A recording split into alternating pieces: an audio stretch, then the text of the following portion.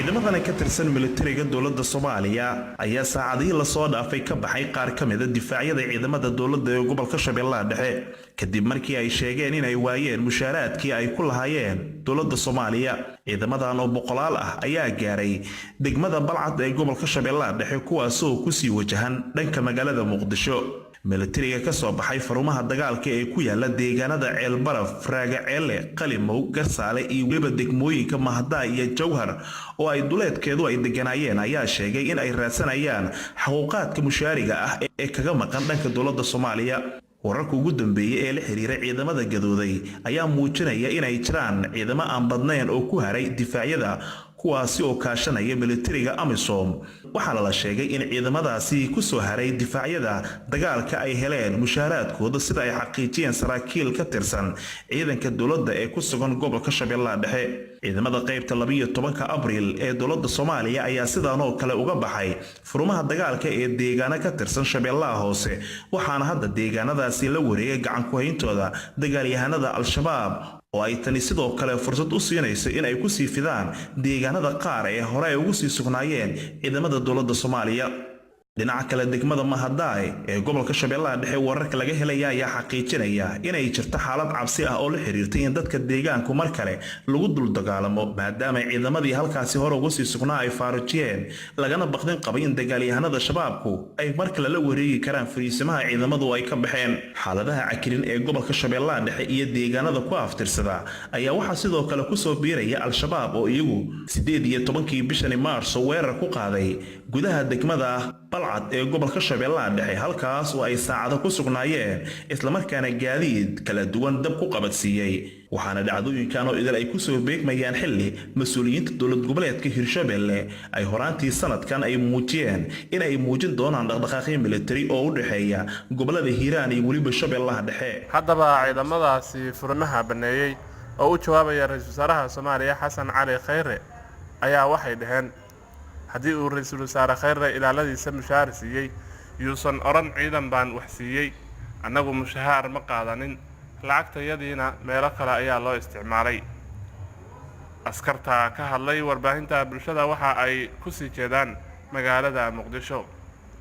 warar kale ayaa waxay sheegayaan in dowladda federaalka Soomaaliya ay ciidamadani ku eedeysay inay u abaabulan yihiin qaab beeleed iyaga oo ka jawaabayana waxay dhaheen askarta qaar kamid waxay ii sheegtay in idinku eedeeyay inaad tihiin ciidan beeleed taasi ma xad ka leedihiin waxaan ka leenahay ciidan beeleed wax la yiraahdo ma jiro tuutada ciidan beeleed ma qaato gawaradan gaashaama dawladda dhiibtay hubka iida dhiibtay tuutada iida dhiibtay waxa iida dhiibtay in kiraaso iida u taala goorme u soo qaranka inaad u shaqeyso aad bilowday waxaan bilaabay 2007 ilaa hadda waa shaqeynaysaa ilaa hadda waa shaqeeyo difaacan jooga weliga xataa iyadoo la fasaxay maana weliga difaac ma shaqo laxsan ma tihin dagaalka ka soo hooyaan ballanteenu Soomaaliya inaan dalkeena xoreyno ballanteenu Soomaaliya inaan mar dambe dhiig Soomaaliyeed lagu qubin jid Soomaaliyeed ballanteenu Soomaaliya inaan soo celino sharafta iyo karaamada Soomaaliyeed ballanteenu Soomaaliya inaan soo celino ciidankii la dhihi jiray libaaxyadii Afrika idinku qabiil miyaad leedihiin idinku soo kama sareysaan qabiil iyo qabyaalad idinku soo maahidina cidda kaliya oo dalku ku tashanayo soo dhalinyaradii ma ahidina dalka u haraysay waxaan idin leeyahay yaan jidka marna la idinka leeyahay waan soo lugeeyay ilaa waxaan ka soo lugeeyay meesha la yiraahdo Xoosh ilaa hadda baawumada meel walba way qoy wato xun baa taagan naftiida naga baxday ee ninka Khayri iyo ninka farbaajada iyo baarlamaanka way isku direen waa kala haysta oo kala bixila waa wiil dhalinyaro fiican oo dawladda ka yimid oo wanaagsan oo inaanu doorano yaan anagu ka filayna iyo dawlad fiican wada loo soo day wadaagta Xasan Sheekh oo loo darsaday hadda kolka waxa weeye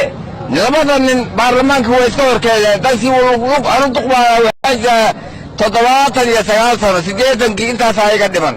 weeyay wataan oo kale hogaamiye kooxeedii baa ka fiicnaa sidan